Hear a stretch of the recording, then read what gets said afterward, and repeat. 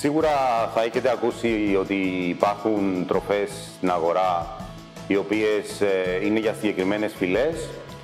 Σε αυτό το σημείο να σας πούμε ότι δεν υπάρχει οποιαδήποτε επιστημονική τεκμηρίωση να ταΐζουμε το ζώο μας με τροφή για συγκεκριμένη φυλή.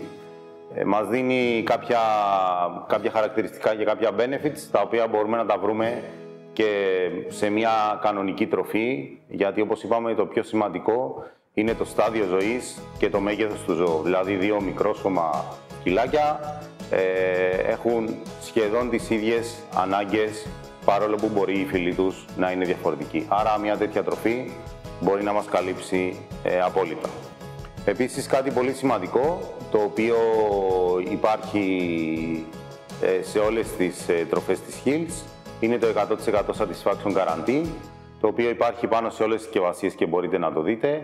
Εφόσον το ζώο δεν δεχτεί την τροφή, να φάει την τροφή μετά από την αλλαγή την οποία έχετε κάνει